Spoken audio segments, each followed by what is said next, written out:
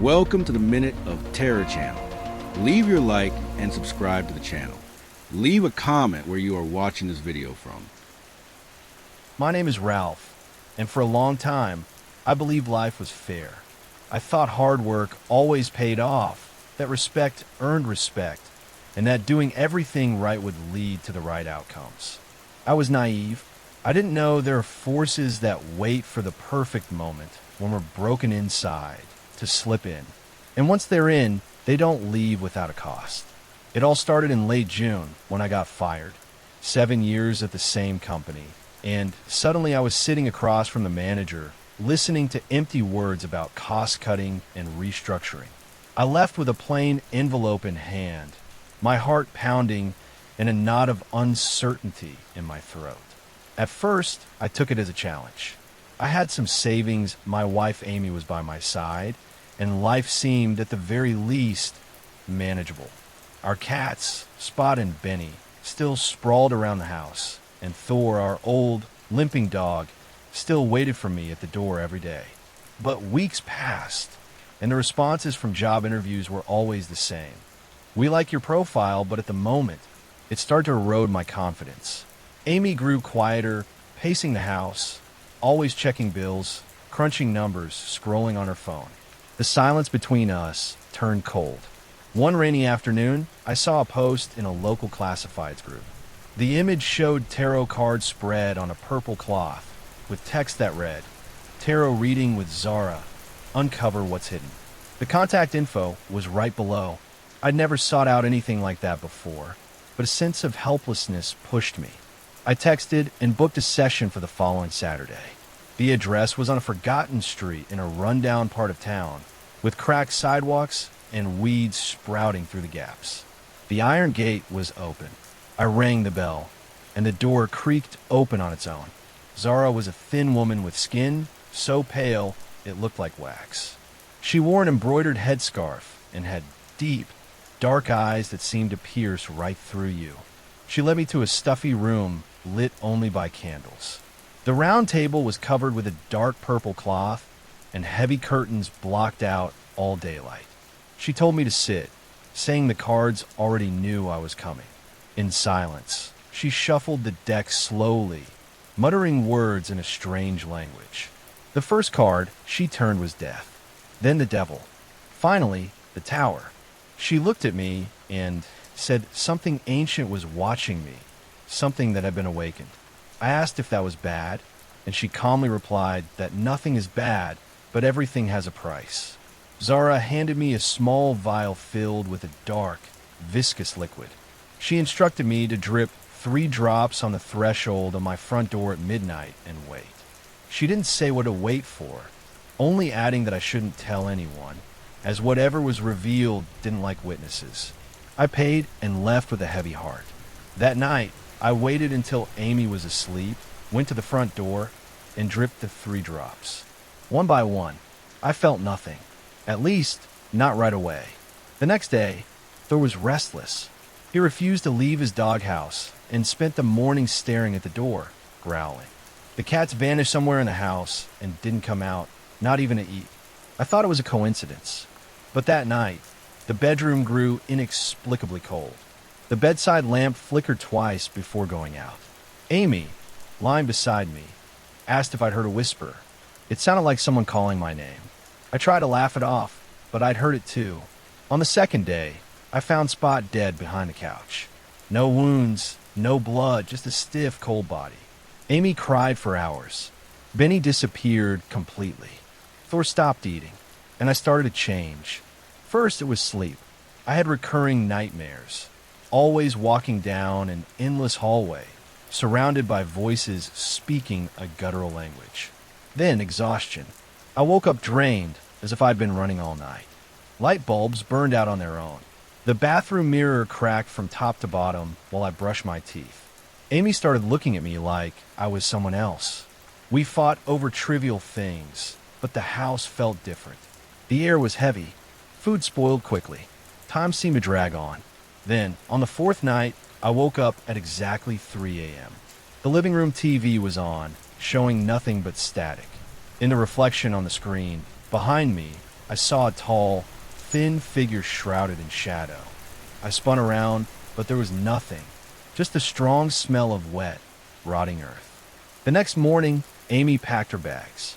She said she didn't know what was happening, but something was wrong with me and the house. She left in tears. I was alone. There hadn't eaten in days, and I started having dark thoughts, ones I'd never had before. The next night, I dreamed of Zara watching me from a distance, faceless, as the house burned. I woke up with red marks on my neck like fingerprints. I tried calling Zara, but the number no longer existed.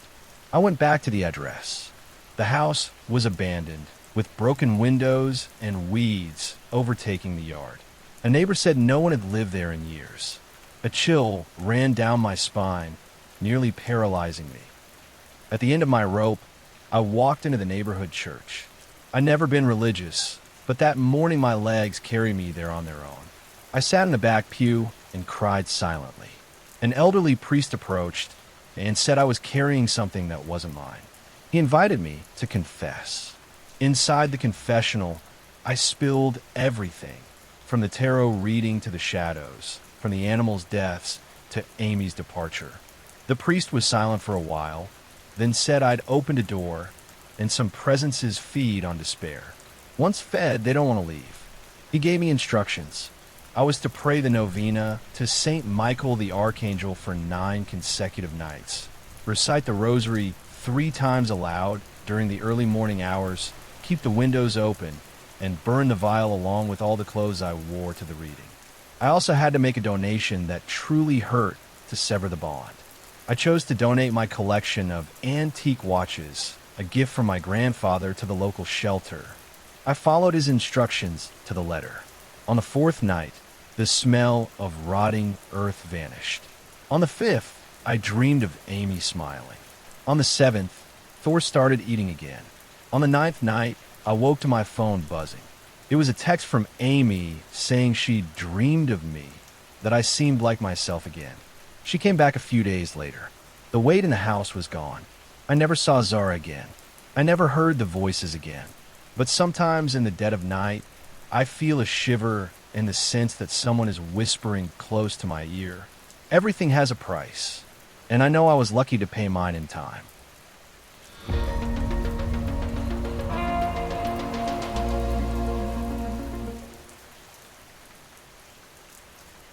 My name is Luke. I'm 34, and I'm a mechanic at a shop in Penha, Sao Paulo. Fixing cars has been my life since I was 17. Carburetors, oil changes, suspensions, the smell of grease, the roar of engines. It's sweaty work, but it's honest. In 2023, things were going well.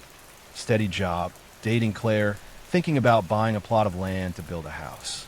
I never paid attention to mysticism, tarot, or that kind of stuff. To me, you make your own future with your hands, not predictions. But sometimes life pulls you to places you never wanted to go. It was a Saturday in October, clear skies, scorching heat. My buddy Theo, who works with me at the shop, convinced me to check out the street market a block over. He's the kind of guy who knows everyone, always got a story or some wild plan. He said the market had good pastel and cold beer, and it'd be a fun time. I'd rather stay on my couch, but Theo kept at it until I gave in. Come on, Luke, chill. I'm telling you, it's different. We got there around 11. The place was packed. Vendors shouting prices, the smell of fish and spices, kids running around. Theo was greeting everyone like he owned the neighborhood. While he stopped to chat with a fruit vendor, I noticed a small stall tucked away between pots and used clothes. A simple table, faded blue cloth, and a woman sitting behind it. About 60, gray hair and a loose bun, crooked gold-framed glasses. A handwritten sign read, Mama Ines, palm reading, $2. I laughed, finding it amusing. Who pays for this? I muttered to Theo, who was back with a sugarcane juice.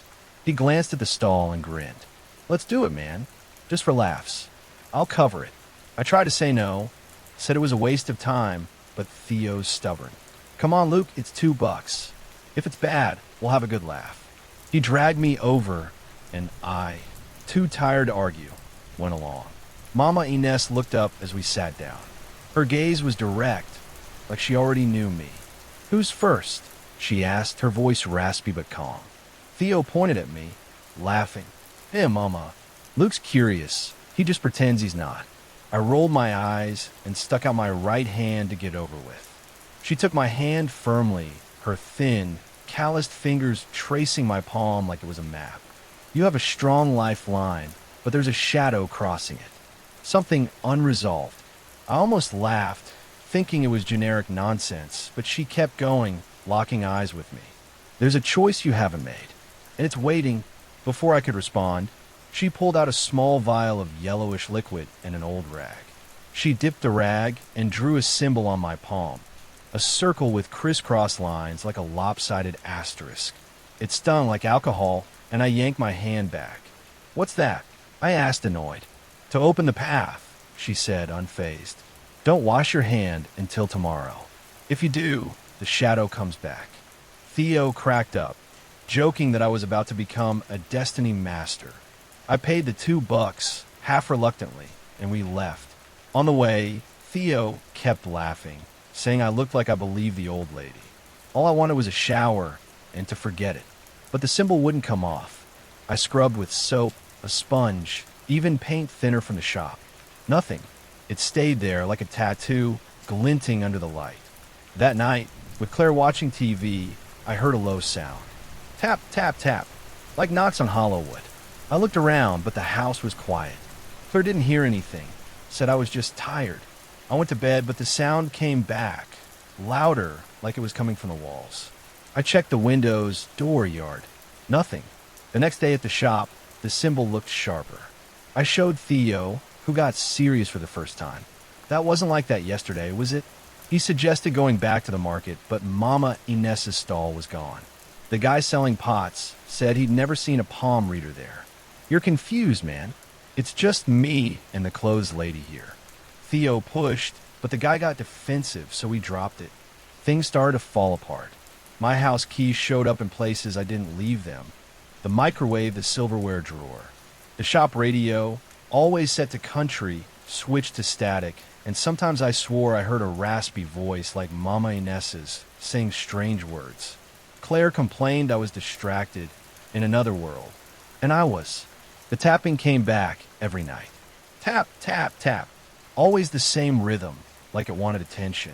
A week later, I started dreaming about Mama Ines. She was in my house, at the dining table, her rings glinting in dim light. She pointed to the symbol on my hand and said, "You didn't finish." I woke up sweating, my hand tingling like the symbol was pulsing. I tried to ignore it, but the house started breaking down. The bathroom mirror cracked while I washed my face. The kitchen faucet dripped nonstop, even after I replaced the seal 3 times. Claire was scared, and I couldn't explain without sounding crazy. At work, clients complained. A carburetor I fixed came back faulty, like someone tampered with it. Tools vanished from my bench, reappearing days later where I'd already looked. Theo, who used to laugh, now looked at me with concern. "Luke, you okay? I'm starting to think that old lady messed with your head." But it wasn't my head. It was something bigger, something I felt every time I looked at my hand. In November, I sought help. My mom, a devout Catholic, took me to a mass at the neighborhood church. I told the priest, a short man with thick glasses, what was happening. He listened quietly. Sometimes we open doors without knowing, Luke. Things we can't see latch onto those gaps. He suggested prayer, fasting, and penance, especially during Lent in 2024. He told me to burn anything from Mama Ines, but all I had was the symbol on my hand. The months until Lent were rough. The dreams with Mama Ines got more vivid. Now she didn't speak, just pointed at doors in the house, doors that didn't exist. I woke up feeling like someone had been in the room. Claire started sleeping on the couch, saying she couldn't handle my screaming and my nightmares. The symbol on my hand seemed to change, darker, with lines that moved like they were drawing something new. At work, I botched repairs I could do blindfolded. I lost 2 regular clients. Theo tried to help, but even he started keeping his distance. When Lent hit in February 2024, I was at my breaking point. I followed the priest's advice, fasting on Fridays, daily prayers, and a penance, donating something meaningful to let go of whatever was clinging to me. I chose my toolbox, a gift from my dad before he passed. Every wrench, every plier had a story. I donated it to the church's community project, my chest tight but hopeful. I prayed the rosary, something I'd never done. I asked God, with a faith I didn't even know I had, to set me free. Over the 6 weeks, the tapping in the walls faded. The dreams with Mama Inez stopped by the 3rd week. Claire, who started sleeping next to me again, said I seemed lighter, that my eyes were back. But the symbol was still there on my hand, a reminder. On Good Friday, the last day of Lent, I went to the Passion, Massachusetts. During the service, as the priest spoke about sacrifice, my hand burned. Not a sting, but heat, like I'd touched a hot engine. I ran to the church bathroom, rinsed it with cold water, and saw the symbol fade. It didn't vanish completely, but the lines were fainter. I cried, out of relief, fear, everything. The next day, the symbol was gone. My hand was clean, like it had never been marked. The tapping stopped. Things in the house went back to normal. The radio stayed on country. Claire and I started laughing together again. I went back to the market, out of curiosity, but never saw Mama Inez or her stall. Sometimes while fixing a car or lying in bed at night, I look at my hand and wonder if it was real. I have no proof, no symbol, no Mama Inez. But I have the memory of the tapping, the feeling of something watching me, and the certainty that I paid a price to get free. A price that, thank God, wasn't higher.